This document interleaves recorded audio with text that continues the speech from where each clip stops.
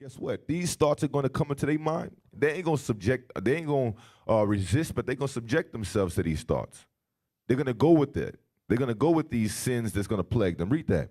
The book of Mark, chapter 7, verse 21. For from within, out of the heart of men, proceed evil thoughts. So God being the creator, he gave us the blueprint on everything pertaining to this book, even including the thoughts of what's conjured up in our mind. So out of the heart of men, out of our mind, it proceed evil thoughts. That's going to happen all the time. For some reason, why did you just think of that evil thought of wanting to steal from a brother? Why did you think about fornications? Why did you think about adultery? Why are these spirits coming into your mind? It's because these are the things that we're going to be plagued with.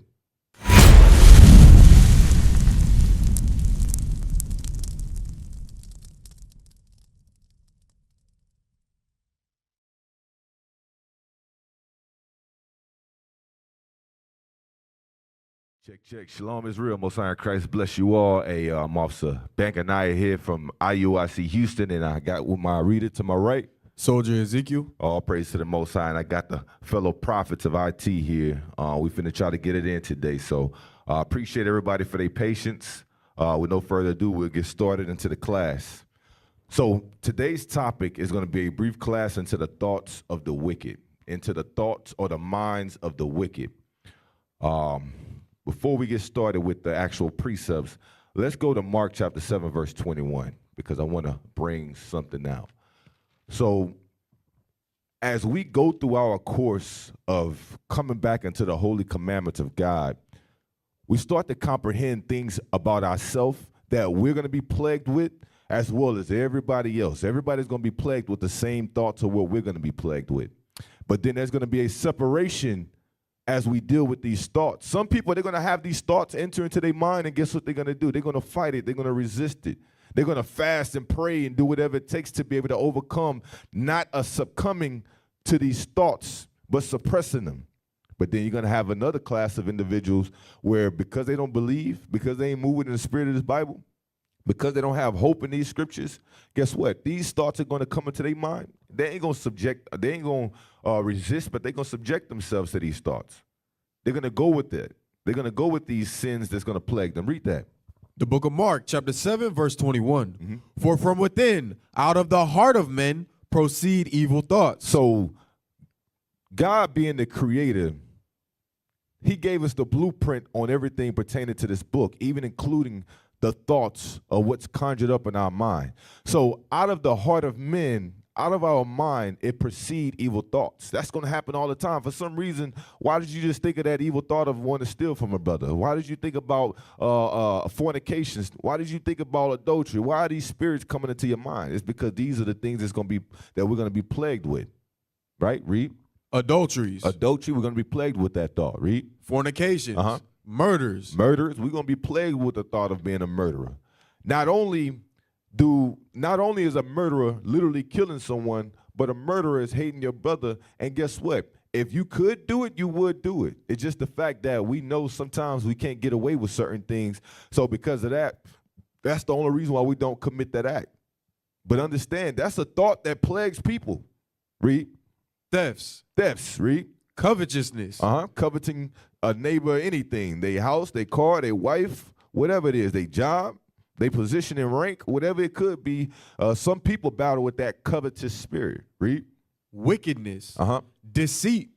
Lasciviousness. Some people got a deceitful spirit, meaning they might seem a certain way on how they move and are dealing with you, but then in their mind, there's something completely different going on up there. Some people, they battle with it to where they overcoming that battle. They're not allowing for that deceitful spirit to be manifest in them. And then some people, they just moving in a deceitful spirit. They come into the congregation, and you might think that's legitimately who they are, and nah, they just faking the funk. That can only happen for so long. You can only be fake for so long in its truth. Because when it comes to the commandments of God, if you're not a believer, you're gonna break eventually. Read. Lasciviousness, an evil eye, blasphemy, pride, foolishness. All these evil things come from within and defile the man. So all these things, it come from within our mind, and that's what could defile a man if they participate or if they allow for those thoughts to be made manifest in the action. That's why you have to be mindful. We have to study these scriptures day and night, and we have to be able to meditate on our spirit, see how our thoughts, see what runs in our thoughts. You got to be able to understand the difference between an evil influence thought that's given to you by Satan and understand a godly thought. Not every thought that's given in your mind is something that you personally are thinking of. That's sometimes Satan putting these thoughts into your mind for you to think the way you think. And you start to look at a brother a certain way just because of a thought and because of an action that just happened. So you got to be able to check yourself, learn not to listen to everything that happens up here. This mind is a sick mind. We've been broken in captivity, and we don't comprehend how strong that this mind is with all the different thoughts and what creeps inside of it. That's why we have to be mindful, study the scriptures, and learn not to just trust everything that's going on up there. So now, let's get into the class. Go to Hebrews chapter 10, verse 28. Hebrews chapter 10, verse 28. So what we're going to start to do is we're going to dive into the thoughts of the wicked, meaning that you're going to have individuals, all of us deal with the same thoughts of what we just read in Mark chapter 7, verse 21. But then for those that don't mortify these thoughts, they're going to be dealing with it. And guess what? They're going to end up coming inside the body. Just like during the time of Rome, the apostles, they had to deal with these men. Just like during the Paul, he had to deal with them. Those same spirits, they're going to be on the earth in these last days. They're going to be coming in our congregations and so forth. Guess what? When you start to exercise these scriptures, you're going to start to separate yourself from them because you're going to realize these individuals' true intent or their true nature. They ain't repented yet. Not everybody's repented yet. Read. The book of Hebrews, chapter 10, verse 28. He that despised Moses' law died without mercy under 2 or 3 witnesses. So it says, he that despised Moses' law died without mercy under 2 or 3 witnesses. What is he talking about? Let's get some understanding behind that for those who might not know. Deuteronomy 17, verse 2. So under Moses' law,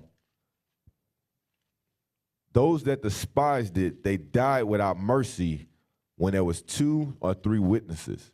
There was 2 or 3 witnesses. If you despise Moses' law, meaning what? You transgressed those things that was under the laws of Moses, you died under 2 or 3 witnesses. Read.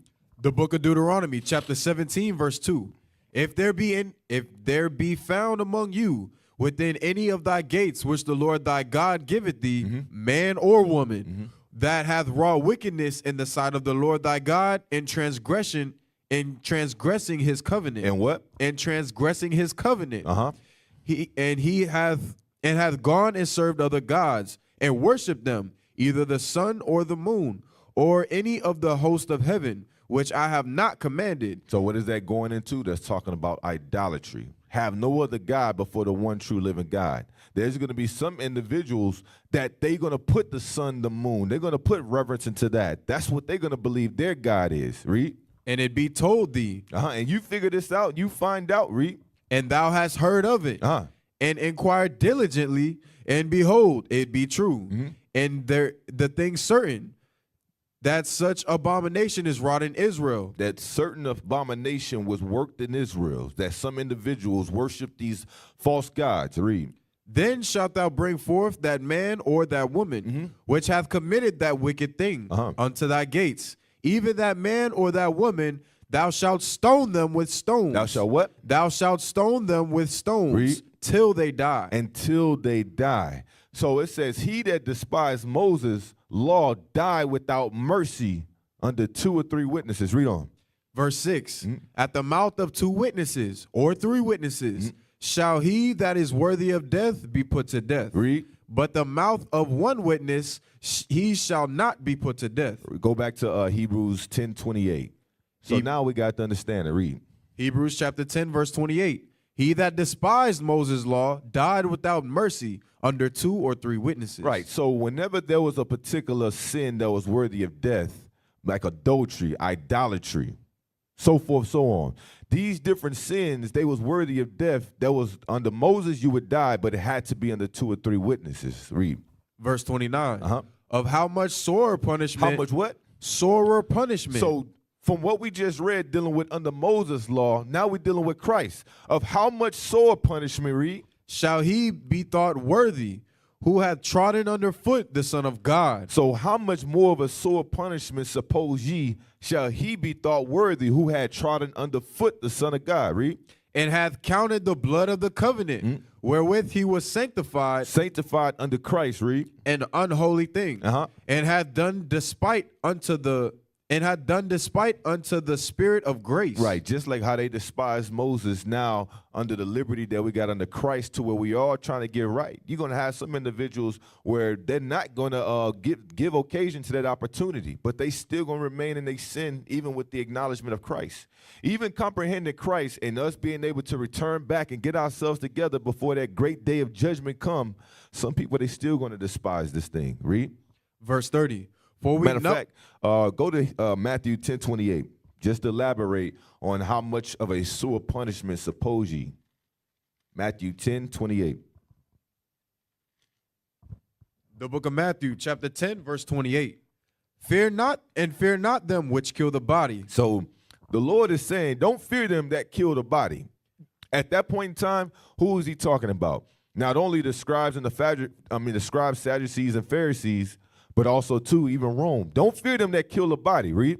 But are not able to kill the soul. Because they can't touch your spirit. Read. But rather fear him, which is able to destroy both soul and body in hell. So when it says how much of a sore punishment, that's what Christ is referring to. This is what Paul is referring to.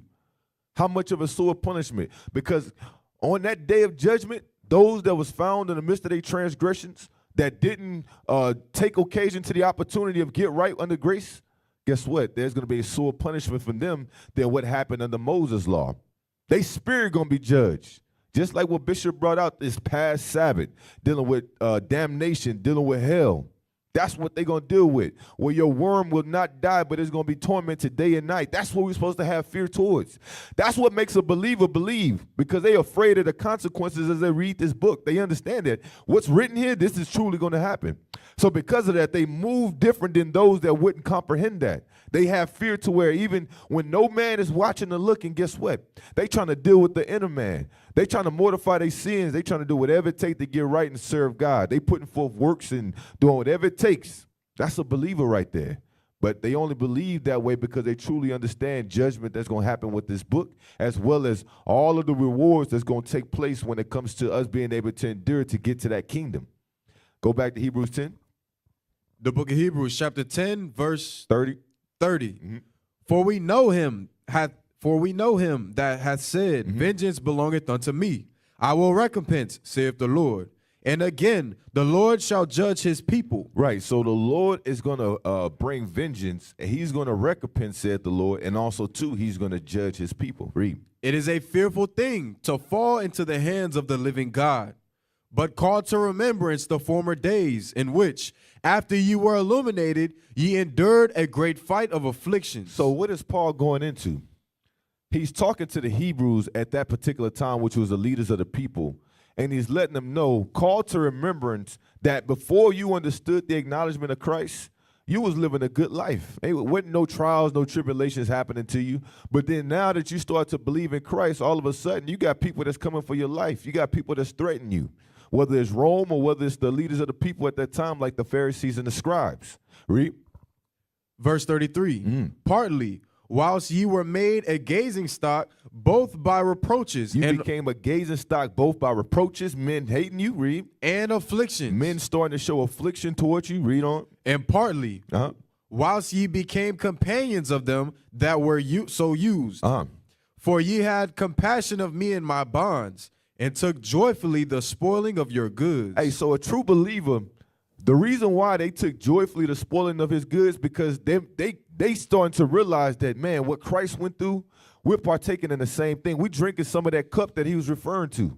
This is helping to signify that, guess what? We're doing the right thing and we're getting persecuted for it. There's going to be a better reward at the end. There's going to be a reward at the end of this thing. Read on. Knowing in yourselves that ye have in heaven a better and an enduring substance. Read. Cast not away, therefore, your confidence. So because of that, as we go through these trials, these perils that are said to happen back then in Rome, even in America today, as the leaders, the Lord is putting a spirit on the bishops and the deacons to come out with these classes to give a full warning of what's to happen. And this is something that we're going to have to deal with eventually when it comes to Jacob's trouble. But all of this, don't lose your confidence, but understand that these things must take place. Read. Cast not away therefore your confidence, which hath great recompense of reward. Read. For ye have need of patience, that after ye have done the will of God, ye might receive the promise. For yet a little while, and he that shall come will come. Yet a little while, he that will come shall come. Read. And will not tarry. And it won't be long. So Christ is eventually about to come. Read on. Now the just shall live by faith. And those that are just, they're going to live by faith, meaning they're going to open up this book and they're going to believe everything they're reading about it. The just is going to live by that faith. Read. But if any man draw back. If any man what? Draw back. Read. My soul shall have no pleasure in him. So what does that mean? If any man draw back, his soul will have no pleasure in him. Meaning they came into this thing, they started to deal with the perils of trials and tribulations, dealing with offenses, handling things according to the scriptures, but then they drew back, meaning they went right back into the world. They started to participate in those same sins that at one point in time they was mortifying. Thoughts that was coming into their mind that they were subduing at one point in time, they stopped. They stopped putting up that spiritual defense, that spiritual guard to keep their spirit safe, and they started to entertain sin again. They stopped letting these thoughts, or they started to allow for these thoughts to start to be made manifest now. And you're going to see some signs of it even in individuals inside the sanctuary. Those that will have fringes on and believe because of an offense that happened, all of a sudden they stop believing, or because of persecution or trials that the Lord put them through, and now they confounded on why they're going through these trials in their personal life, they start not to believe in this gospel anymore. They can't deal with those trials that's set before them. Because why? Their foundation wasn't built on Christ. Their faith wasn't in these scriptures to comprehend that they must go through these things. Read. Verse 39. But we are not of them who draw back unto perdition. But we are not of them that draw back unto perdition. Perdition means damnation. Read. But of them that believe to the saving of the soul. So, but to them that believe to the saving of souls, we all believe to what we want to have our soul saved. That's why we move the way we move. So now go to go to 2 Thessalonians. So now, dealing with the adversities that's set before us, there's two classifications of adversities. Well, really you could say three. One is going to be dealing with ourselves. The battle is here. But then there's going to be adversaries in the flesh that we're going to have to deal with. That's going to be, of course, those that are of Esau, right? We're going to be adverse against them. Satan minions, he's going to utilize them to be able to deal with us a certain way. Satan is going to let them loose on us, as well as even of our people, you're going to have the wicked. So first I want to clarify dealing with Esau. Read that, 2 Thessalonians 2:1. The book of 2 Thessalonians, chapter 2, verse 1. Now we beseech you, brethren, by the coming of our Lord Jesus Christ, and by the gathering unto him, that ye be not soon shaken in mind, or be troubled, neither by spirit, nor by word, nor by letter, as from us, as the day of Christ is at hand. Right. Don't be shaken in mind or be troubled, neither by spirit nor by letter. Because why? Paul was always warning the different churches that there's going to be perils to take place. And also too, there's going to be individuals that's going to come in. They're going to pretend like they believe, so forth and so on, just to be a seducing spirit and to be able to take people away from this gospel. So don't be shaken, but understand that the day of Christ is at hand. But then watch this. Read. Let no man deceive you by any means, for that day shall not come. So that day of Christ, it won't come except what? Except there be a falling away first, and that the man of sin be revealed, the son of perdition. Right. So it says, except there shall be a falling away first. They're falling away. It happened. The curses in Deuteronomy chapter 28, verses 15 to 68 became in full effect dealing with us as the children of Israel, to where we lost our identity. We didn't know that we was Israelites anymore. We didn't understand the true God that we're supposed to serve. That great falling away happened. And now all glory to the Heavenly Father, that now we return it back into the faith. Now we're starting to realize who we are. And now it's getting to that point where that man of sin is being revealed. Who is that talking about? That's talking about Esau. Read on. Who opposeth and exalted himself above all that is called God. He opposed and exalted himself above all that is called God. Read. or that is worshipped, Uh-huh. so that he as God sitteth in the temple of God, showing himself that he is God. Right. What is that going into? Not only the imagery of what God looked like, what his people look like, they took that and they made those images look like them. They made God look like them with long, stringy hair, blue eyes. That's them exalting, making themselves look like God. And sitting in the temple of God, they took Jerusalem. They made that their homeland. These are all the things that to where it signifies and identifies that is referring to those people that's in our land right now. The ones who images, who oppose, make themselves look like God. They the ones calling themselves Christians. When they brought us over here on slave ships, they indoctrinated us with their comprehension of the precepts to make themselves look like they the ones of the people. Servants, obey your master. They utilize the scriptures wrong just to be able to try to keep us in subjection as they make themselves look like they the people of God. So read that part again. Verse 4, who opposeth and exalted himself above all that is called God, or that is worshipped, so that he as God sitteth in the temple of God. Read verse 7. Verse 7, for the mystery of iniquity doth already work. So that's how you know, or to confirm that that's talking about Esau, because Rome, they was already at that point in time working. The mystery of iniquity already did work. Paul just had to say it a certain way because he's writing a letter to the church of Thessalonians, and the Romans, they had the power to open up these letters and read them. And it could have been easily persecution when you oppose against Rome, treason against Rome. So he worded it that particular way to where it wouldn't come back as fault for him. Read. Only he who now letteth will let. Right, because God allowed for them to be in the position. Read. Until he be taken out of the way. Right, so now that's dealing with Esau. Esau is the wicked. But then also, too, guess what? We're about to read in John chapter 8 where our people also, too, they fall into that same category. Let's read that. John chapter 8, start at verse 31. The book of John chapter 8, verse 31. Then said Jesus to those Jews which believed on him, if ye continue in my word, then are ye my disciples indeed.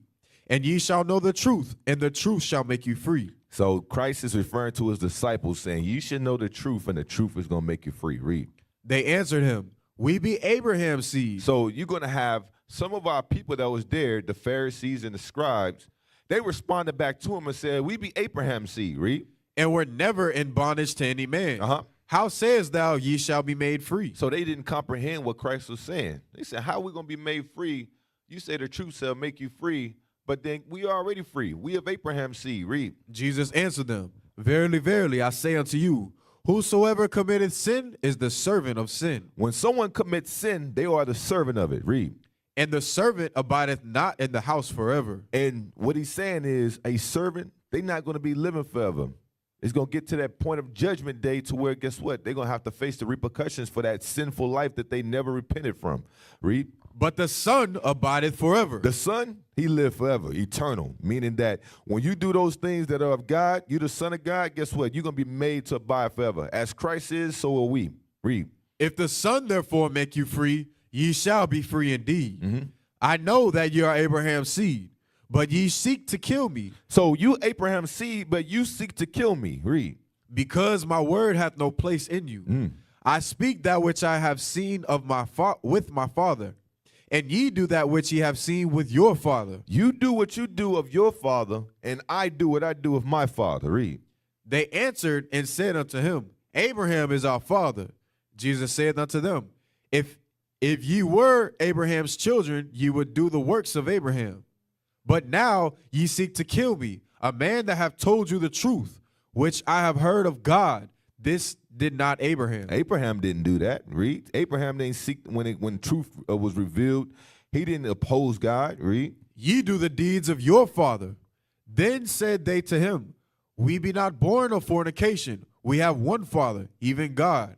Jesus said unto them, If God were your father, you would love me, for I proceeded forth from and came from God. Neither came I of myself, but he sent me. Why do ye not understand my speech? Even because ye cannot hear my word. Ye are of your father the devil, and the lust of your father ye will do. He was a murderer from the beginning, and abode not in the truth, because there was no truth in him. When he speaketh a lie, he speaketh of his own, for he is a liar and the father of it. So who's that talking about? It says, ye are of the father, of your father, the devil, and the lust of your father ye would do. He was a murderer from the beginning. So he's referring to them being descendants of Cain, of that wicked one. And the way that Cain moved and operated, his conscience wasn't towards God. It was to benefit his mind. And an occasion to where he did wrong, he was a murderer. Guess what? He even lied to God about it. Am I my brother's keeper? I don't know where he at. Guess what?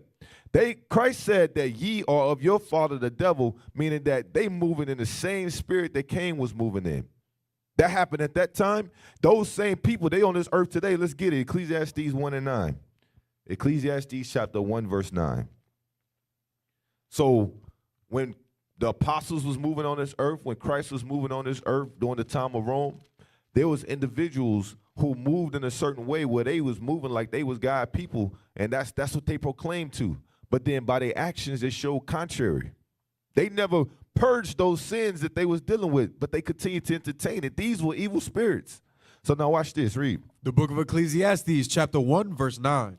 The thing that hath been is that which shall be, and that which is done is that which shall be done. And there is no new thing under the sun. So whatever happened in times past, it's going to happen again. The same way how you had during the time of Rome, you had people who stood up for this Bible, and contrary to any persecution that came their way, they stood firm in the faith of Christ. That's going to happen in these last days as well. But then also, too, the contrary wise, you're going to have those individuals who's going to resist and fight against the people of God, whether it be of Esau, like the Herodians at that point in time, or whether it be our own people. We're going to have a resistance. And guess what? They're going to be amongst us. They're going to pretend like they are here for the right reasons, but inside they have a whole nother MO. They have a whole nother mission in their spirit. They're not here with the intent to serve God. And that's what we're about to read about, Romans 15 and 4. That's why as we read these scriptures, the more we read about it, the more our minds will be prepared for what's at hand and to know how to navigate and move on this earth.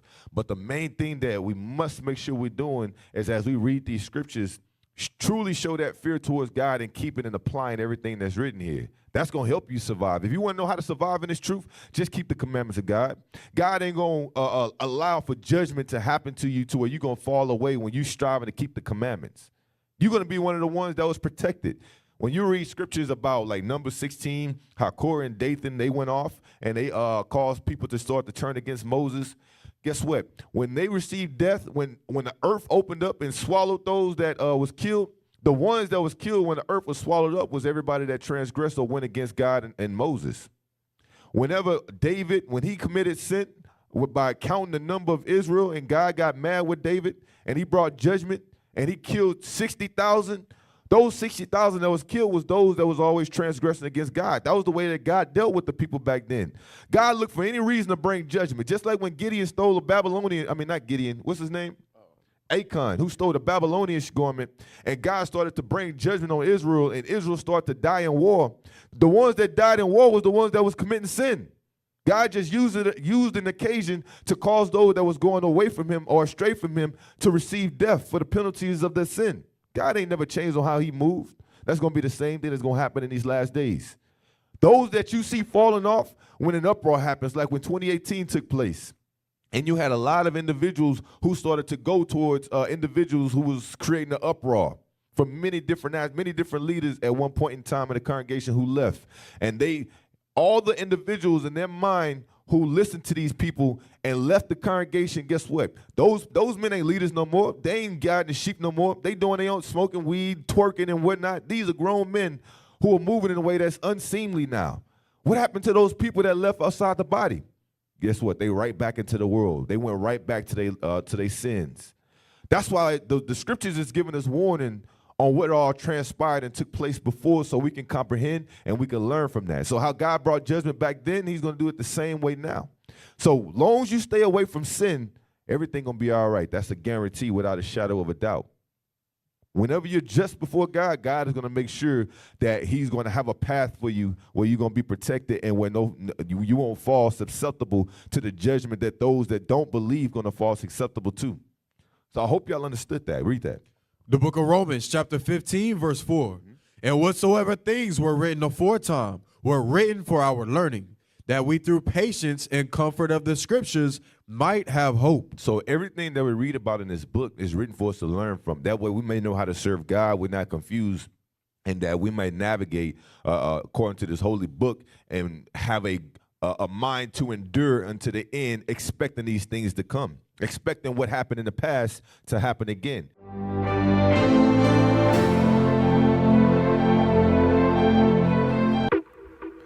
Shalom, Israel. This is Bishop Nathaniel. I want you to know that you can view all our Sabbath classes live on IUIC TV. That's right, I said on IUIC TV. Download the app today. Shalom.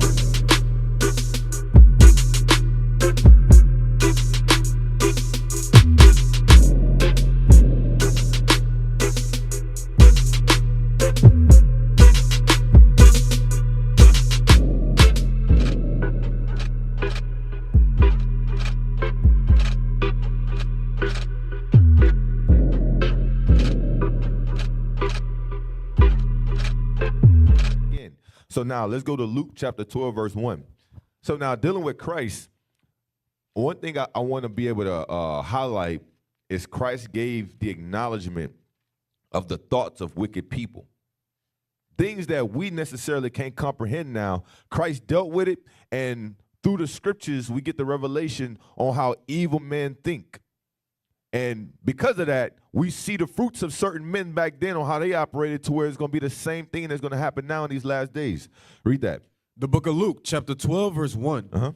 In the meantime, when there were gathered together an innumerable multitude of people. So there was a huge number of people that came forth before Christ. Read. And so much that they trod one upon another. They was stepping on each other's feet, so forth and so on, all trying to come in this huge crowd. Read. He began to say unto his disciples, first of all, beware ye of the leaven of the Pharisees. Do what? Beware ye of the leaven of the Pharisees. So Christ is saying to his disciples to beware of the leaven of the Pharisees. What is the leaven of the Pharisees that we all need to be aware of? Read. Which is hypocrisy. Which is what? Which is hypocrisy. So the leaven of the Pharisees that we all have to be mindful of is hypocrisy. Keep that word in mind. Read on. For there is nothing covered that shall not be revealed. So there is nothing that is covered that won't be revealed. Watch this, read. Neither hid that shall not be made known. Be known. Yep. Therefore, whatsoever ye have spoken in darkness shall be heard in the light. Whatever was spoken in darkness is going to be heard in the light. Read. And that which ye have spoken in the ear in closets shall be proclaimed upon the housetops. Read. And I say unto you, my friends, be not afraid of them which kill the body, and after hath no more that they can do. But I will forewarn you, but I will forewarn you whom ye shall fear. Fear him, which after he hath killed hath power to cast into hell. Yea, I say unto you, fear him. So what is Christ saying? He's saying the things that you've heard in secret, take those things and publish it openly. Christ dealt with the disciples, apostles, and he gave them a lot of understanding pertaining to the scriptures, but it was private conversations to where he was dealing with them, building them up in the faith. And as he was building them up, he said, the things that you've heard in secret, publish these things openly. Speak about those that are wicked. Speak about Rome. Speak about the Pharisees and Sadducees and judgment to follow when those that do contrary to God's word. Speak about these things openly. Teach repentance. Make sure the people understand this book. And then guess what? It's going to get to that point in time where eventually you're going to be persecuted for this. And that's what happened to the apostles, whether it was of our own people or whether it was of those that was at that point in time of power like Rome. They ended up losing their life behind this. But then Christ confirmed them to say, look, don't worry or don't fear those that kill a body, but can't kill a spirit. Because Christ has the spirit to put those, to take that spirit and to cast it into hell to where it's going to be an internal burning. But outside of that, read verse 1 again. Luke chapter 12, verse 1. In the meantime, when there was gathered together an innumerable multitude of people, and so much that they trod one upon another, he began to say unto his disciples, first of all, beware ye of the leaven of the Pharisees, which is hypocrisy. Which is what? Which is hypocrisy. So the leaven of the Pharisees, that was hypocrisy. Read Matthew 16 and 12. Saying the same thing. Actually, start at verse 6. Yeah. The book of Matthew, chapter 16, verse 6. Then Jesus said unto them, take heed and beware of the leaven of the Pharisees and of the Sadducees. So it wasn't just the Pharisees, it was also to the Sadducees. Be mindful of these individuals. Jump to verse 12. Verse 12. Verse 11. Verse 11. How is it that ye do not understand that I spake not unto you concerning bread, that ye should beware of the leaven of the Pharisees and of the Sadducees? Mm-hmm. Then understood they how that he bade them not to beware of the leaven of bread, but of the doctrine of the Pharisees and of the Sadducees. Because the way that the scribes and the Pharisees was moving, it was moving in hypocrisy. So, hey, IT, do me a favor, pull up that definition of hypocrisy. Beware of the leaven of the Pharisees and the Sadducees, which is hypocrisy. So now watch this. Let's read that.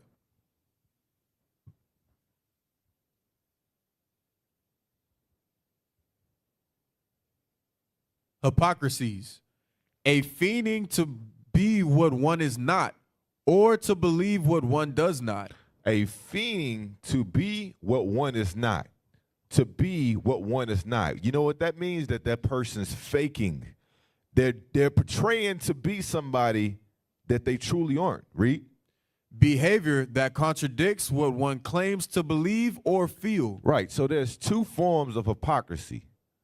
When one is portraying to be someone that they're not, and then another form of hypocrisy is when one is doing something or telling others to do something that they themselves don't believe in. So now let's get that in the scriptures. Appreciate that, IT. Go to Matthew chapter 23, verse 1.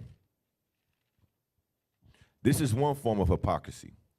The book of Matthew, chapter 23, verse 1. Mm-hmm. Then spake Jesus to the multitude and to his disciples, saying, the scribes and the Pharisees sit in Moses' seat. So the scribes and the Pharisees, they sit in Moses' seats, meaning that they were the judges at that time. They was the ones to deal with judgment of the people's lives. Read. All therefore whatsoever they bid you, observe, that observe and do. So the things that they tell you to do, observe it and do it. Why? Because they quoting scriptures, they reading things pertaining to God's gospel, God's words. Read. But do not ye after their works. But then how they moving, don't do what they do. Why? Read. For they say and do not. Uh-huh. For they bind away. Okay, that's it. So when it says for they say and they do not, that's one form of hypocrisy. They tell you something to do, but they themselves wouldn't do it. Matter of fact, keep going. Verse 4, for they bind heavy burdens and grievous to be borne, and they lay them on men's shoulders, but they themselves will not move them with one of their fingers. Right, so they would bind heavy burdens upon the people, but then they themselves, they wouldn't do it. They was moving in the spirit of hypocrisy. That's one form of aspect of Christ saying, beware of the leaven of the Pharisees because of how they was moving. But then watch this. This is the other aspect of it, and this is what I want to deal with. Go to Matthew chapter 22, verse 15. The book of Matthew, chapter 22, verse 15. Then went the Pharisees and took counsel how they might entangle him in his talk. So the Pharisees at this point in time, because they saw the popularity of Christ and they wanted to stop him, because why? He was starting to take away the people away from them. So because of that animal sacrifice, dealing with how the people was trying to repent, that slowly started to stop. Because why? He always gave warning to beware of the leaven of the Pharisees. He told it to all his disciples, not just the apostles. So then now the Pharisees, they started to see like, dang, the people ain't coming under us no more like they used to. This man is taking away our people. And because of that, they was profiting off of the people by animal sacrifice. They was giving reverence behind the people. They was in high status because they profited off of the people. Because why? They wasn't shepherds to guide the people and to lead the people and to help the people get right with God, but they was more so those wolves that only wanted to get gain out of the people. They was feeding their own bellies. So now they all come together with the intent to counsel. Read it again. Verse 15. Then went the Pharisees and took counsel how they might entangle him in his talk. So they took counsel how they may entangle Christ through his talk, through the words that he say. They wanted to be able to find fault in him so that they can bring judgment on him. Read. And they sent out unto him their disciples with the Herodians. With who? With the Herodians. So these Pharisees, they counseled together and they got students of theirs with Herodians, which is the Amaleks today. Read. Saying, Master, we know that thou art true, and teachest the way of God in truth. Neither carest thou for any man, for thou regardest not the person of men. So now watch this. Remember, the goal is to entangle Christ in his speech. So they send their disciples with the Herodians to find a way to entangle him in his speech. But then look how they perceive themselves. They say, You want me to read yeah, read it again.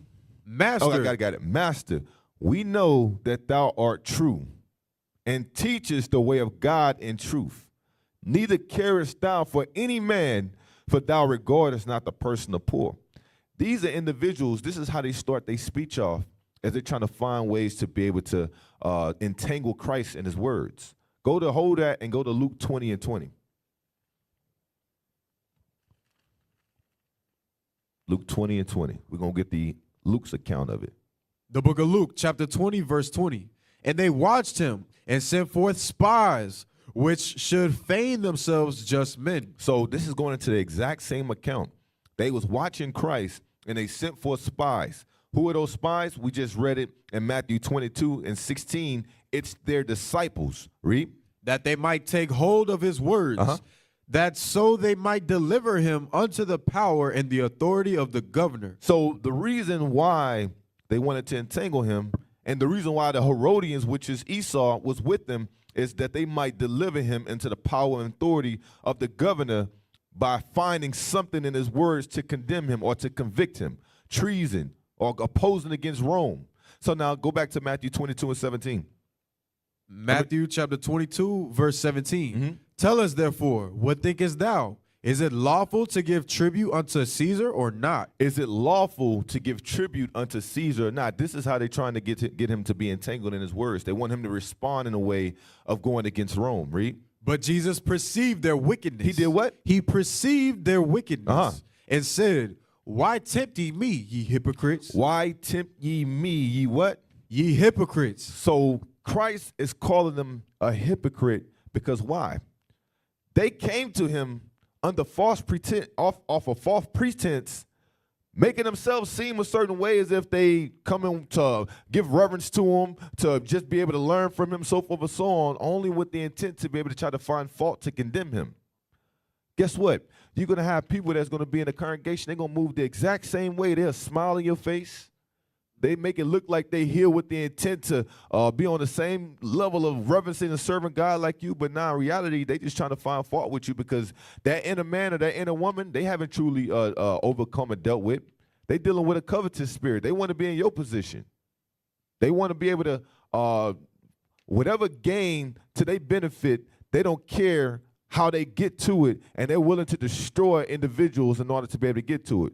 They might not like the leaders of the congregation, but then guess what they do? They smile before the leaders.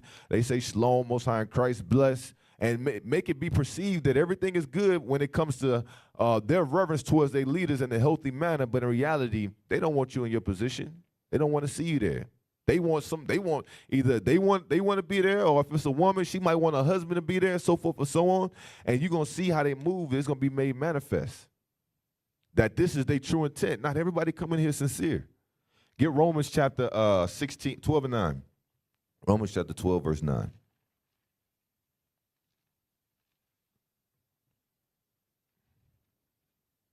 The book of Romans, chapter 12, verse 9. Let love be without dissimulation. Let what? Let love be without dissimulation. Let love be without dissimulation. Hey, look that up.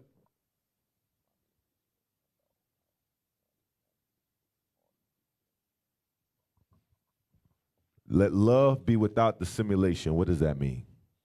Love without dissimulation.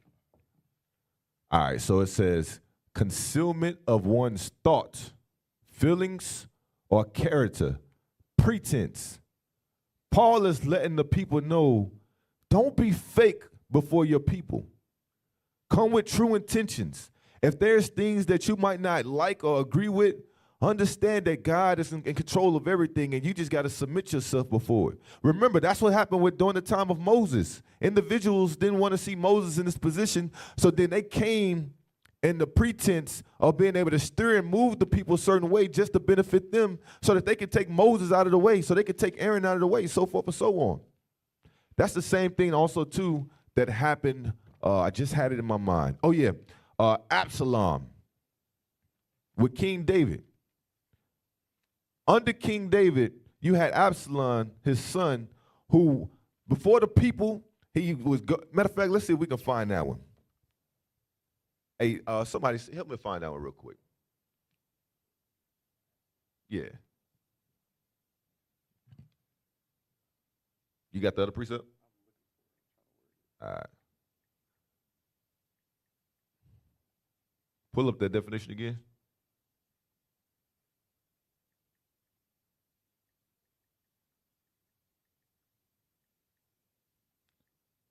All right, it says concealment of one's thoughts, feelings, or character, pretense. All right, go to 2 Samuel chapter 15.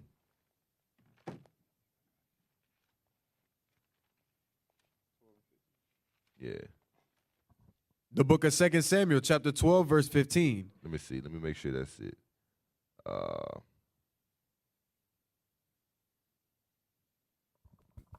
That may not be it. Hold on.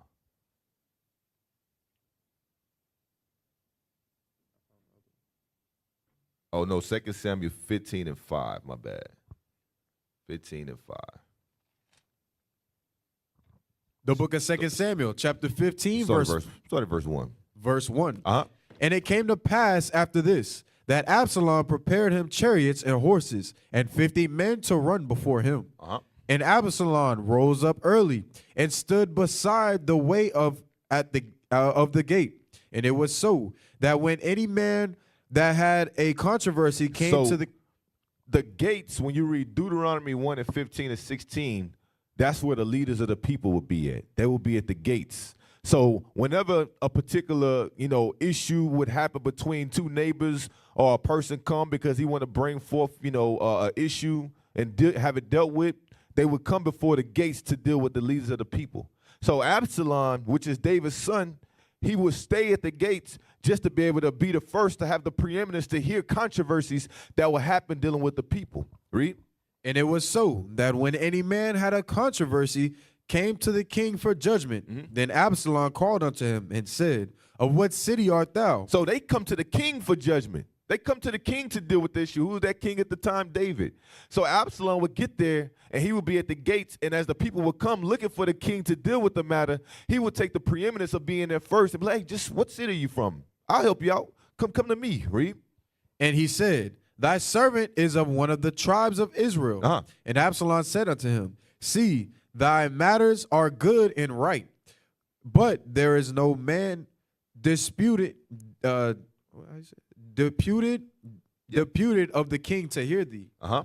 And Absalom said, moreover, oh, that I were made judge in the land. Oh, that I were made judge in thy land. Read. That every man which hath any suit or any cause might come unto me, and I would do him justice. So now he's saying, oh, that every man would be able to, Absalom, hold on, let me read it again. And Absalom said, moreover, oh, that I were made judge in the land, that every man which had any suit or cause might come unto me, and I would do him justice. So what was he trying to do? He was trying to portray to the people that if I was made judge in this land, I'll resolve everybody's conflict. Everybody be resolved of issues that will be happening pertaining to what's going on. I'll make sure justice is enforced. Read. Verse 5. And it was so that when any man came nigh to him to do him obeisance, he put forth his hand and took him and kissed him. He took forth their hand, took it, and kissed it. They come to give reverence, and he would give reverence to them because why? He was trying to win the hearts of the people. Read.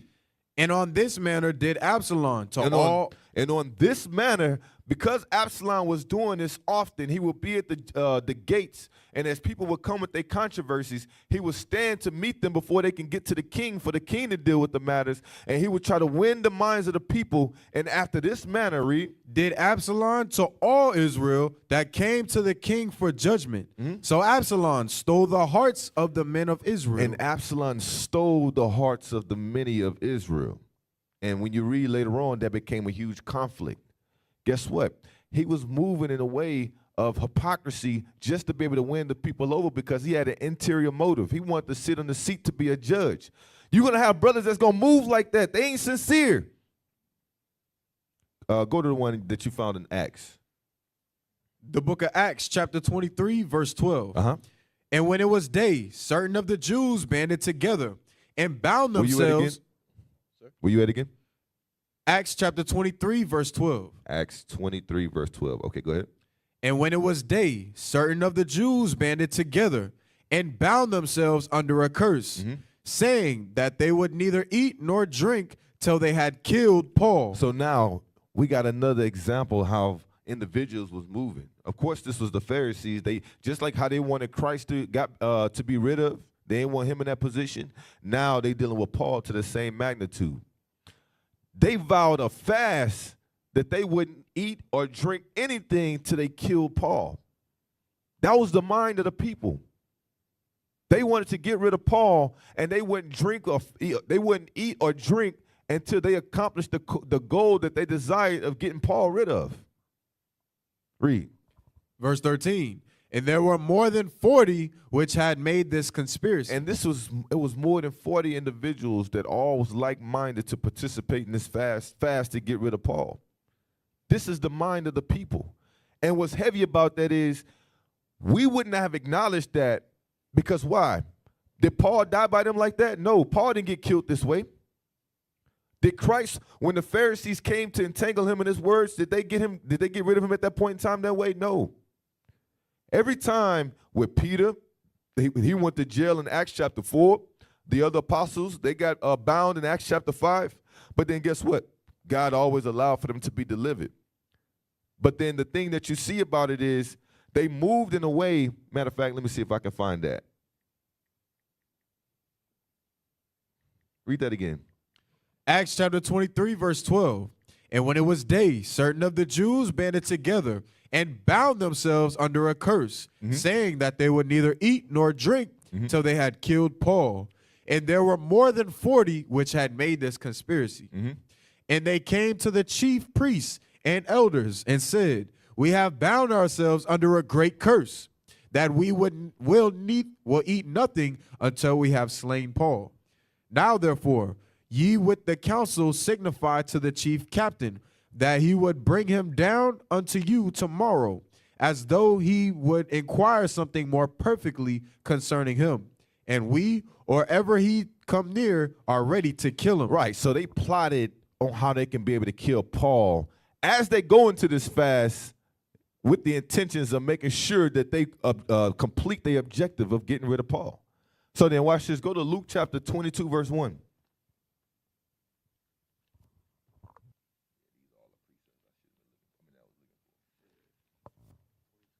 Yeah, Acts 22 and 1. The book of Acts, Luke, chapter 22, verse 1. Yep. Now the feast of unleavened bread draw nigh, which is called the Passover. Read. And the chief priests and the scribes sought how they might kill him. They sought what?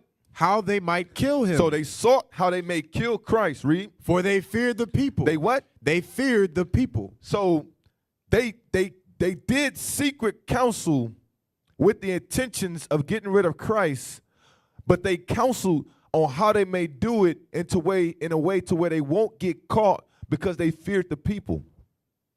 Meaning, guess what? That's in their mind frame, but it was never made manifest to the people on that being their intentions. The only reason why we know that's because we read the scriptures and we see how these evil men thought. We see how these wicked men counseled and reasoned to deal with God's people unjustly. You don't think it's the same thing that's going to happen in these last days? You don't think that's what's going on right now? to where they perceive themselves to be a certain way, but internally there's things that's going on in their mind to where they could wish that they can kill a man and get away with it. You got brothers and sisters that come in the congregation, they wish that they can commit adultery with another man's wife and get away with it, but then the only reason why they don't do it is because they can't get away with it. But that's in their spirit, and they're not mortifying that thought. They're allowing that thought to fluster in their mind, and they hoping and they counseling and reasoning on ways where they can be able to accomplish that goal without getting rid of it. But then guess what? Some people would never fulfill that. Some people would never kill that prophet or that leader that they have hatred towards, even though that's in their mind and they agree with that thought. Some people would never get the ability to commit adultery with another man's wife, even though they agree with that thought and wish that if they could, they would get away with it, they would do it. But then they come inside the congregation with these thoughts that they never mortify. You don't think God gonna judge them for that? If they could do it, they would do it. So they're not mortifying, they're not stopping what's happening in his mind. So guess what? We're gonna get it later on, but you're gonna see how God is gonna catch up to them in that folly. So read verse 22 again. Verse 2 again. Verse 2. And the chief priests and scribes sought how they might kill him, for they feared the people. They what? They feared the people. Then Okay, that's it. The scriptures say, where there is no vision, the people perish. Shalom, Israel. This is Bishop Nathaniel. I want you to know that you can view all our Sabbath classes live on IUIC TV. That's right, I said on IUIC TV. Do you know your history? I'm going to show you and prove to you that the Israelites are black, were always black. Dance for time, just move up your body. Don't get loose and groove on the body. Bruise, wine. Put on the armor, the procedure complete. Me nah go back, nah retreat. All traitors, every Jezebel must get delete. Me no sleep on a demon, me keep a full clip. Conspire me downfall, cause them want to me slip. Stay close to the real ones, we seal off and legit. Cause I gotta use them to keep your soul from the pit. This a war life, I swear the damn thing. Go to 1 Peter chapter 1, verse 10. I want to show y'all something. 1 Peter 1 and 10. The book of 1 Peter, chapter 1, verse 10. Of which salvation the prophets inquired and searched diligently. So you had all the prophets in times past, they inquired and they searched diligently. What, read? Who prophesied of the grace that should come unto you. So you had Ezekiel prophesied of the grace that was to come unto us. You had Jeremiah, you had Daniel, you had Isaiah, you had Micah. You had all the prophets in times past, Moses, that prophesied of the grace that will come, meaning Christ. They all prophesied of Christ coming on the scene. Read on. Searching what? Or what manner of time the Spirit of Christ, which was in them, did signify. So these different prophets, Micah, Ezekiel, Isaiah, Jeremiah, they all had the Spirit of Christ that was upon them as they were signifying these things. Read. When it testified beforehand the sufferings of Christ and the glory that should follow. And the glory that should follow. Read.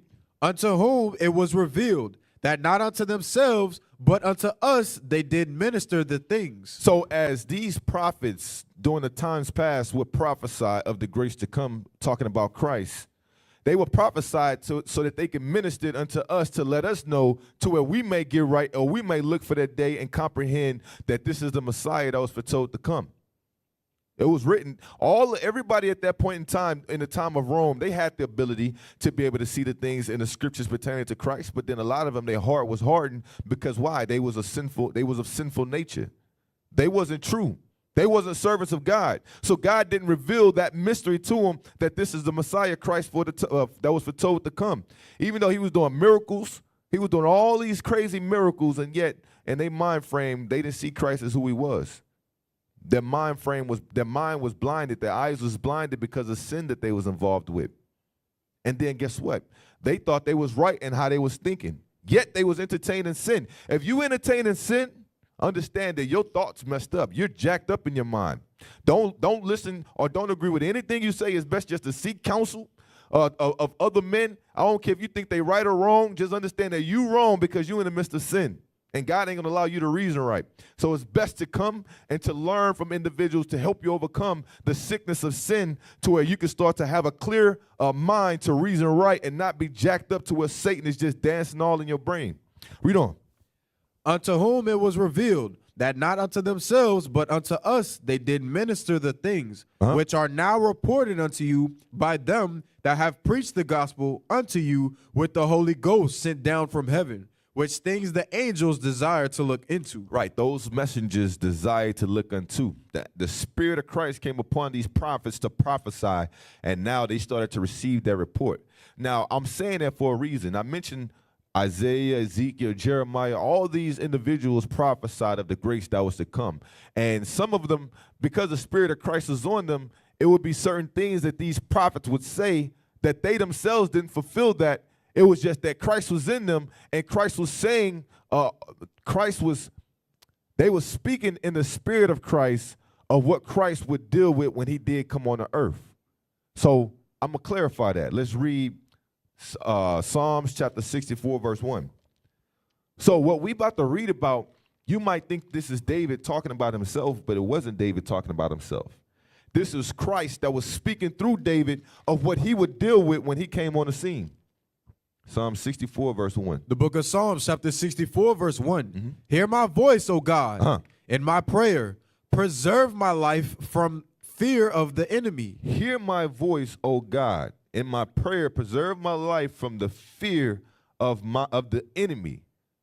Of fear of the enemy. Read. Hide me from the secret counsel of the wicked. Hide me from the secret counsel of the wicked. Like I mentioned, this ain't David talking about himself. This is Christ speaking through David, talking about when Christ came on the scene, what he had to deal with. The secret counsels of those that was coming for his life. We just read a couple of them. Read on. From the insurrection of the workers of iniquity. What is the insurrection going into? The gathering. Just like how Paul, he had a gathering of people that came against him, 40 men who all banded together of a fast that they may kill Paul. And they wouldn't relieve themselves from that fast or that curse until they was able to do so. That's the insurrection of the wicked, of the workers of iniquity. The only reason why they was moving the way they was moving is because they were sinful people, and they thought they was reasoning right. Read on. Who whet their tongue like a sword. They take their tongue and they use it as a weapon, like a sword. What is a sword made to do? To kill somebody. Their tongue, they whet it like a sword to be able to get somebody killed. This is what they was doing against Christ. Read. They was talking about how he was speaking against Rome. They would say all these things to use their tongue like a sword to for the end result for Christ to lose his life behind the words that they say. That was the spirit of these individuals. Read on. Who whet their tongues like a sword and bend their bows to shoot their arrows. Even bitter words. Even what? Even bitter words. Even bitter words. Read on. That they may shoot in secret at the perfect. Suddenly do they shoot at him and fear not. Suddenly they shoot at him and they fear not. Now it get to the point where they start to do things where they just moving to where they ain't got fear for nobody. They ain't got fear for God. They just moving on one accord to get rid of this man's life. And that was through how they utilized their words to be able to persecute him, so forth and so on. Go to Psalms chapter 18, verse 4, to further explain how Christ was speaking through David. Read on. The book of Psalms chapter 18, verse 4. The sorrows of death compassed me. The sorrows of death had compassed me. Read. And the floods of ungodly men made me afraid. What is this going into? This is that time period where Christ had to endure the perils of the cross. To where he didn't want to go through with it, and how he was reasoning in his mind. This is how he was reasoning. Man, I'm looking around. All these individuals want me to be put to death. Read. The sorrows of hell compassed me about. The snares of death prevented me. Read. In my distress, I called upon the Lord. In his distress, that's when Christ called upon the Lord. When you read in the scriptures where he says, let me see if I can find it. Is that it? Let's see, read it. So it says, I'm going to start at verse 5. The sorrows of hell compassed me about. The snares of death prevented me. In my distress, I called upon the Lord and cried unto my God. Is that it? 27 Eli. and 40. Yep. Read. The book of Matthew, chapter 27, verse 45. So this is what Christ was talking about as he was speaking to David. When did he call upon the Lord and cried unto his God? Read. Now from the 6th hour there was darkness Uh-huh. over all the land unto the 9th hour. Read. And about the 9th hour, Jesus cried with a loud voice, saying, Eli, Eli, lama sabachthani. That is to say, my God, why hast thou forsaken me? Why hast thou forsaken me? This is Christ crying out as he had to deal with that trial. You can put that on the screen. Read on. Some of them that stood there, when they had heard that, said, This man calleth for Elias. And straightway one of them ran and took a sponge. So the reason why they said that some saying he called for Elias because Eli means father. Father, father. That's what he was saying. Why have thou forsaken me? And they thought he was calling Elias. Read. And straightway one of them ran and took a sponge and filled it with vinegar and put it on a reed and gave him drink. Read. The rest said, Let be. Let us see whether Elias will come to save him. Read on. Jesus, when he had cried again with a loud voice. He did what? He cried again with a loud voice. So watch this. Keep where you at. Psalms 18:6. No, keep where you at. In my distress, I called upon the Lord and cried unto my God. He heard my voice out of his temple, and my cry came before him, even unto his ears. Read on. Matthew 27, verse 50. Jesus, when he had cried again with a loud voice, yielded up the ghost. He did what? Yielded up the ghost. Read. And behold, the veil of the temple was rent in twain. Read. From the top to the bottom. Uh-huh. And the earth did quake. The earth what? Did quake. Read. And the rocks rent.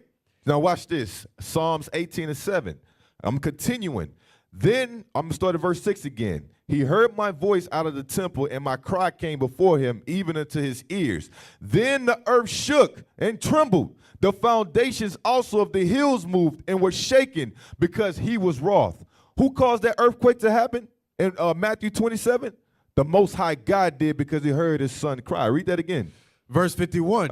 And behold, the veil of the temple was rent in twain from the top to the bottom. And the earth did quake, and the rocks rent, and the graves were open. Okay, that's it. So now that's just showing you how these all precepts correlate. So Psalms 18, what we just read, that was Christ speaking through David. Psalm 64, that was Christ speaking through David, understanding that he's going to have to deal with being around the perils of ungodly individuals who want his life. So now go to Psalms chapter 26, verse 4.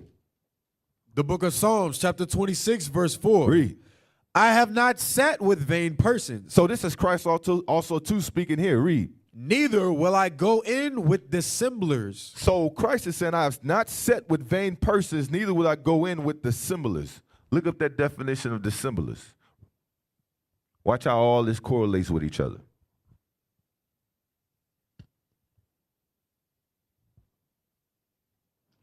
Read that. Dissemblers, definition.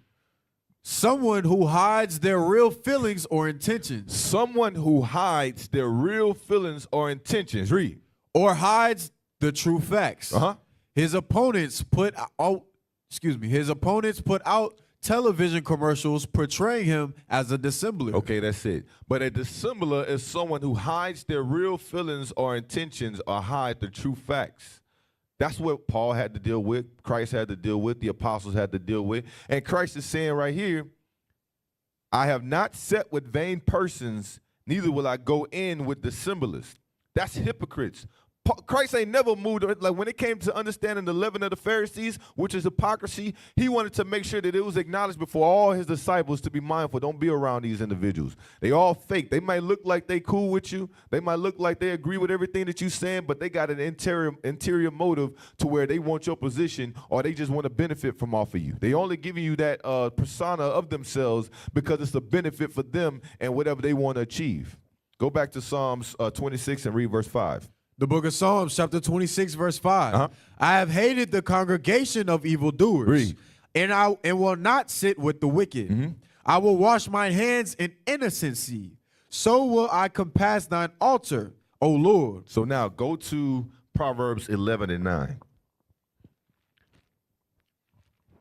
Proverbs chapter 11, verse 9. The book of Proverbs, chapter 11, verse 9. An hypocrite with his mouth destroyeth his neighbor, but through knowledge shall the just be delivered. Right. God is going to allow those that keep the commandments to be delivered. Because the wicked, their mind frame is to do what again? An hypocrite with his mouth destroyeth his neighbor. That's what a hypocrite would do. That's what a wicked man would do. They're going to utilize their mouth to destroy their neighbor because they have their own personal benefit behind it. But when you have knowledge of God, the Lord is going to make sure you be delivered from that situation.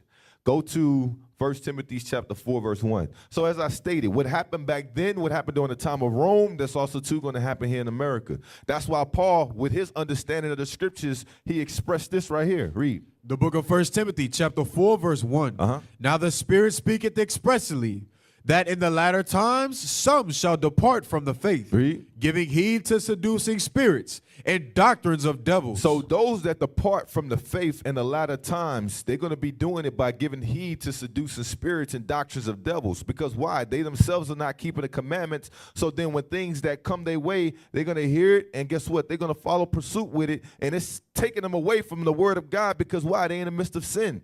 Read. Speaking lies and hypocrisy. And they're going to start to speak lies in hypocrisy. They're going to be in hypocrisy, whether they saying one thing and they themselves are not doing it, or they're going to be portraying themselves, faking the funk before the people. Read on.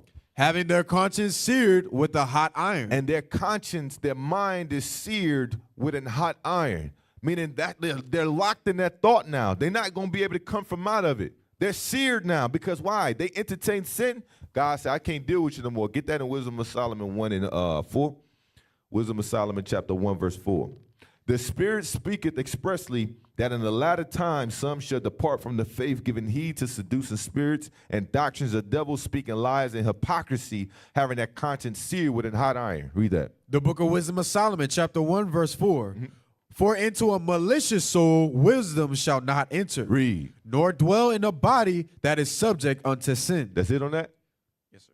So a malicious spirit, the Lord gonna remove that. I mean, a malicious soul, the Lord will remove the Holy Spirit from you to where you won't comprehend. Now you're seared with a hot iron in the midst of your sin. You're given over to a reprobate mind. Go to John chapter 16, verse 1.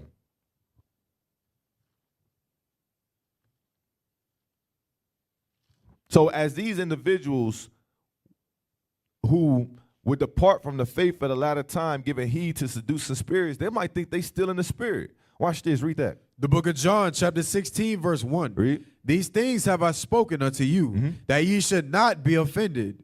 They shall put you out of the synagogues. Yea, the time cometh, that whosoever killeth you will think that he doeth God's service. So you're going to have people who are going to be faking a funk, act like they sincerely hear, but they entertain and sin, and they're going to be amongst us. And guess what? It's going to get to that point in time that those same people, remember, they never liked leadership in a position. That's why they was coming against Paul. They was coming against Christ. They came against Moses. They came against Aaron. They came against all the people that God set up to be leaders, Ezekiel, Jeremiah.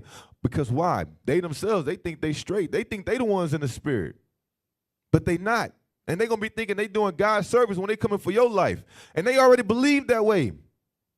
It just haven't been made manifest yet. Read on. Verse 3. And these things will they do unto you, because they have not known the Father, Read. nor me. But these things have I told you, that when the time shall come, ye may remember that I told you of them. And these things I said not unto you at the beginning, because I was with you. All right, go to Hebrews 3 and 12. Hebrews 3 and 12. The book of Hebrews, chapter 3, verse 12.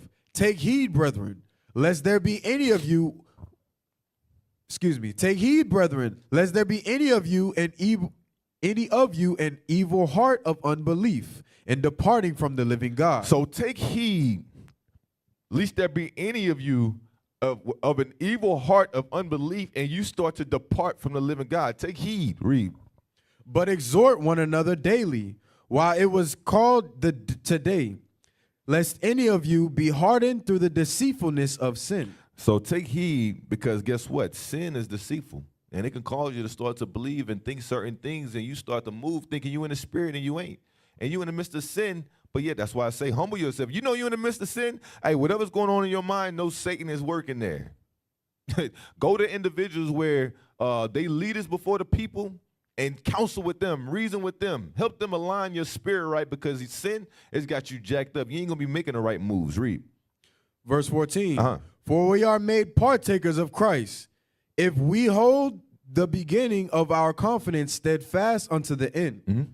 While it is said, today, if ye will hear his voice, harden not your hearts, as ye in the provocation. So harden not your hearts as in a provocation, as a time where we rebelled. Read on. For some, when they have heard, did provoke. Some they did heard and they did provoke. Read. Howbeit, not all that came out of Egypt by Moses. Right, so that's what he's referring to. Harden not your hearts as in the day of provocation. For some, when they heard, they did provoke. Howbeit, not all came out of Egypt. So there's many different examples of God bringing judgment on the people of the children of Israel, because why? They was murmuring, they was complaining, they was doing all things that was contrary to how God had set up. But then these individuals, they was made to be examples, so we can read about it and know how to move in these last days. Go to 1 Timothy chapter 5, verse 24. We're about to get to the conclusion of this thing. Watch this. The book of 1 Timothy chapter 5, verse 24. Some men's sins are open beforehand, going before to judgment. So what is the judgment? That's talking about when Christ come on the scene. Some men's sins are open beforehand, going before to judgment, going before Christ come on the scene, meaning that you're going to see certain people's sins be revealed, meaning that that's what they're going to go back into the world in the midst of that sin, whether it's adultery, fornication, even being a betrayer, just like how Judas Iscariot was. Some people, we're going to see that. It's going to be revealed before that great day, and we're going to know that this is a sin that's going to be a judgment for them when Christ come on the scene. Read. And some men, they follow after. And then some men, guess what? They're going to be able to hide their sin and hold it until we see when Christ come on the scene and judgment is given, and you're going to say to yourself, damn, I thought that person was in the spirit the whole time. But they was in the back cut scenes committing adultery. They was always stealing. They was a liar. They was always being deceitful. Wow, that's crazy. They made themselves look like they was righteous in here. So some men, you're going to see their sins is going to be revealed before judgment. But then some men, their sins is going to follow after judgment, where you thought they was in the spirit the whole time and they wasn't. Read on. Likewise, also the good works of some are manifest beforehand. And they that are otherwise cannot be hid. Right. So likewise, how you have those who are in sin, and it's going to be revealed either before or after judgment. Likewise, too, when it comes to good works that are being put forth, you're going to have some individuals to where they see their good works will be seen before that day of judgment. They're going to be going hard on the radio shows, classes at camp, traveling, doing all these mighty works. You know what I'm saying? Sewing fringes, making garments, doing everything to help being able to build up the congregation of God in the right spirit. And you're going to see, like, damn, that person right there is in the spirit. But then there's going to be some individuals, they're going to be doing everything behind the scene where they won't be on that nobility like that. They won't be recognized before a lot of the people like that. But then when Christ come on the scene and he start to get those crowns, and then he give it to that one brother, like, oh, snap. Hey, all praises. This brother was in the spirit the whole time. His good works will be seen after judgment. So watch this. Go to 1 Corinthians 4 and 5. The book of 1 Corinthians, chapter 4, verse 5. Therefore, judge nothing before the time, until the Lord come, who both will bring to light the hidden things of darkness and will make manifest the counsels of the heart. And will make what? And will make manifest the counsels of the heart. Christ, when he come back on the scene, he's going to make manifest the counsels of the heart, meaning that those that never mortified that adultery thought, but wish that they could do it, just never got the chance to do it, God is going to bring judgment. He's going to make manifest to show that this is how this person was thinking the whole time. That person that wanted to see leadership put to death, Christ's going to manifest in the when he come on the scene, he's going to manifest that this person was always thinking like that. They just wish they could have got to you and they didn't do it. They never mortified that thought. That's why we got to be very mindful to understand. If we reason in a certain way, we better stop right now. Christ is going to reveal that thing. You better kill it. Don't let none of those thoughts come into your mind. Suppress that thought. Kill it. Read on. And then shall every man have praise of God. So after that judgment, you're going to know who should have praise of God. Go to Ecclesiasticus, Sirach chapter 42, verse 17. Sirach chapter 42, verse 17. The book of Sirach, chapter 42, verse 17. The Lord hath not given power to the saints to, the Lord hath not given power to the saints to declare all his marvelous works, which the Almighty Lord firmly settled. And whatsoever it might be established for his glory. He seeketh out the deep and the heart, and considereth their crafty devices. He seeketh out the deep and the heart, and considereth their crafty devices. Read. For the Lord knoweth all that may be known, and beholdeth the signs of the world. And beholdeth the what? The signs of the world. Read on. He declareth the things that are past, and for to come, and revealeth the steps of hidden things. Read. No thought escapeth him, neither any word is hidden from him. No thought escapes from God. Neither any word that is hidden from him. Yeah, you got individuals, they might come together, they might start to murmur about leadership or complain, so forth and so on. Guess what? God hears every word of what you say. Your words, you have to be mindful. Things that come out of your mouth, God is going to take note of that. His angels are recording everything. Same thing likewise on what's going on in here. If you ain't trying to stop and suppress those thoughts, knowing that they're evil, because remember, we started the class off of Mark 7:21. Out of the heart of men proceed evil thoughts, adultery, fornication, murderers, covetous, thieves. If you ain't trying to suppress and stop those thoughts, God is understanding how you perceiving things. He understands what's going on up there. You better, as soon as those thoughts enter into your mind, stop them immediately. Go to Ecclesiastes 12 and 13. Ecclesiastes 12 and 13. The book of Ecclesiastes, chapter 12, verse 13. Read. Let us hear the conclusion of the whole matter. Let us hear the conclusion of the whole matter. Read. Fear God and keep his commandments. Read. For this is the whole duty of man. For God shall bring every work into judgment. Read. And every secret thing. With what? And every secret thing. Read. Whether it be good or whether it be evil. Whether it be good or whether it be evil. So now this book is given to us with the intent that where we can learn to know, guess what? We deal with these thoughts. We see what happened in times past. We got to try our best to get right because we're trying to save our soul. Our soul is on the line, and we got to protect it at all costs.